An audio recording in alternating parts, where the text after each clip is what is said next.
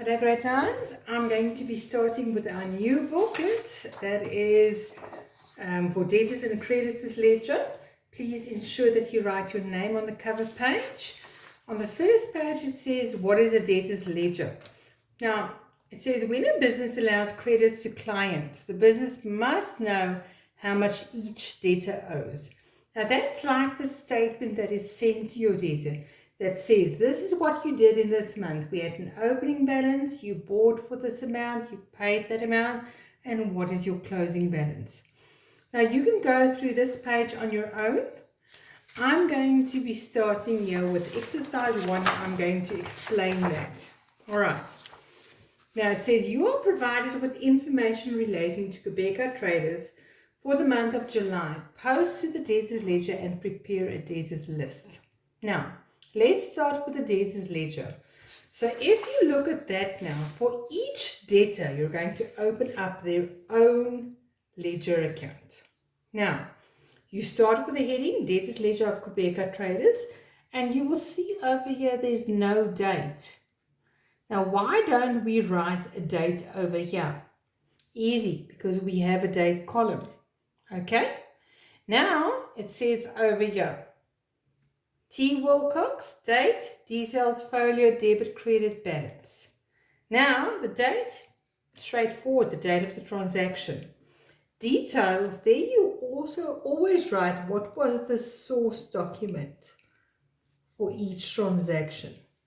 And folio, there you always write what was the journal. Now, if you think of a debtor is an asset, which means that's where they owe me more and that's where they owe me less. So that's why I always have my plus on the debit, minus on the credit. Now, I won't give that to you. You have to know that. So my advice is when you start your exercise, start off by filling in that plus and minus firstly. And then you can see over here. What we're going to do now, we want to fill everything with each debtor in here. Okay, to see it's like a statement that we're making. Let's make T. Wilcox debtors ledger number 1. SM Keys debtors ledger number 2. Ren Ken debtors ledger number 3. So you write it right above the folio number. That's like their account number. DL, I get from here, debtors ledger.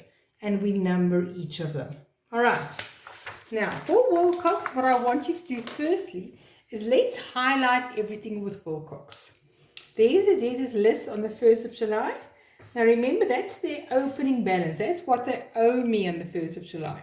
Ignore the 5 lines for now. In the DJ, do we see Wilcox anywhere? Yes, on the 2nd. Now you can see when I highlight, I've only highlighted up to sales. Because when I receive a statement from any debtor or issue 1, I never write on there what's the cost price. Think about Edgar's now. When I buy something on credit from Edgar's, I don't go and write the cost price there. I only write what they owe me, the selling price. The cost price is personal information. Hey, you don't share that with your client. Then I see Wilcox over here on the 4th again, but once again, only your selling price, never the cost price. And then I see Wilcox again in my CRJ, but it has to be under your debtors control column. Now, if you look at that one, on the 17th, it is under debtors control, so I can use that.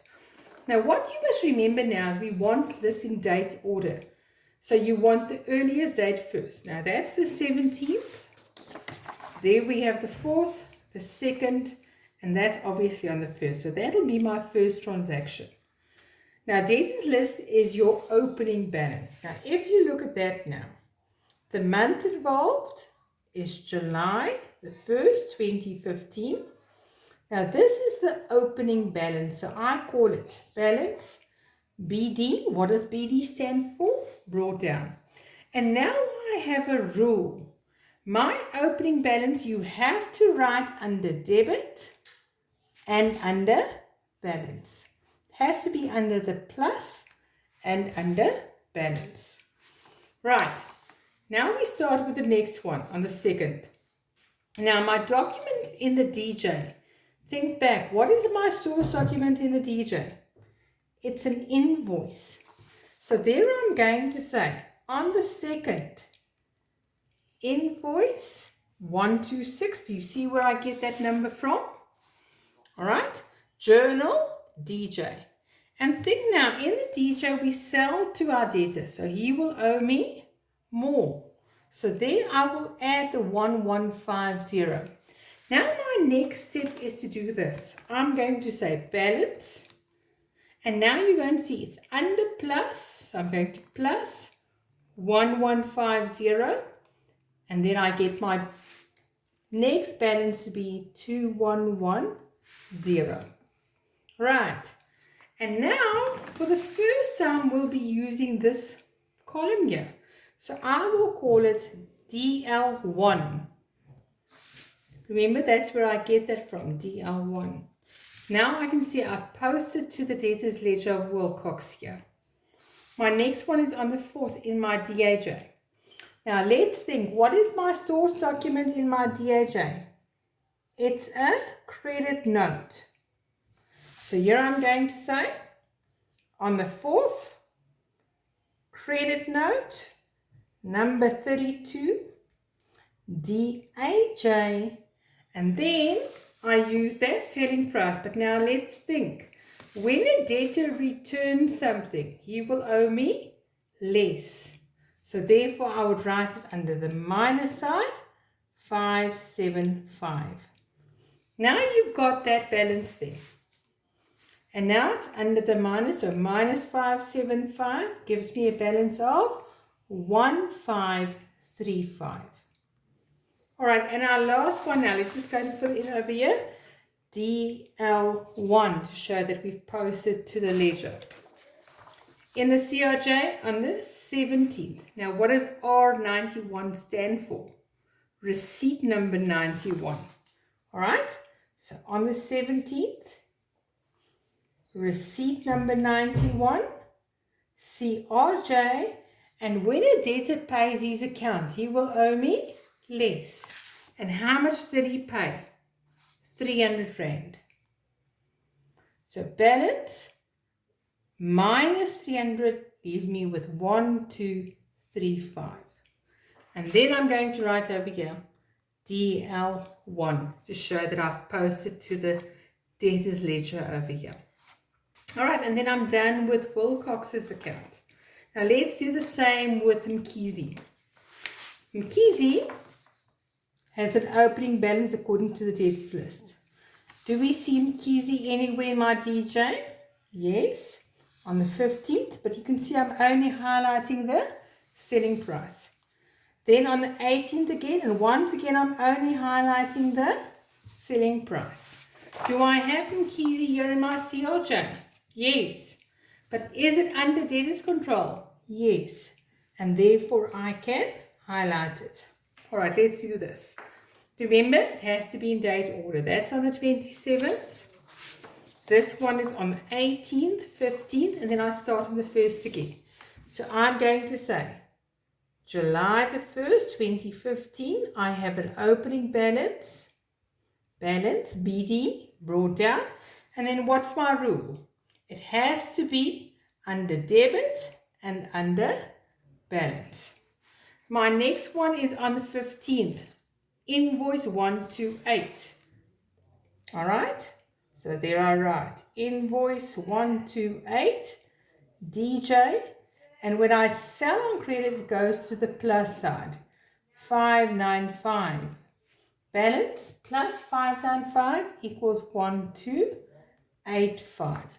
And now I can go and write DL2. My next one is on the 18th, document number 34. So there I'm going to say 18th. There I have credit note 34, DAJ, and then on the minus side, because in the DAJ it's always on the minus side, because then my debtor will owe me less. Balance minus 36 leaves me with 1249. And the last one, don't forget there I'm going to write DL2 in my CRJ. There I write DL2. R92 stands for receipt 92. That's on the 27th. Remember, if I don't write the date, it's the same as the one on top. And there we received 1249. CRJ. On the minus side, 1249, because when they pay their account, they will owe me less. CRJ, always on the minus side. That minus that gives me 0. So his closing balance is 0. All right, the last one, Renken. Renken had an opening balance of 0 Rand. So do we have to start with a balance then? No, it's not necessary. So then we have on the 10th, he bought on credit. On the 20th, he bought on credit in the DAJ on the 12th, returned goods. And then CRJ, we don't have Renken anywhere. So those were my own transactions. But now I want you to remember it has to be in date order. So if I start with my balance there, my balance is 0. We don't have to write a balance. So then I'm going to do my next one on the 10th. So there I'm going to have July 2015 on the 10th, invoice 127 DJ, and on the plus side the 640. So now the balance stays 640. Now my next one that I want to enter won't be on the 20th because it has to be in date order. So according to date, that one on the 12th has to be first. So now I'll do that one first. So I'm going to say on the 12th, what's my source document? Credit note number 33, DAJ, and on the minus side, once again, only my selling price. So now I say balance minus 110 leaves me with 530. All right, and the last one on the 20th. On the 20th, we have invoice again because it's in my DJ. Invoice number 129, DJ, and DJ is always on my plus side, 1008.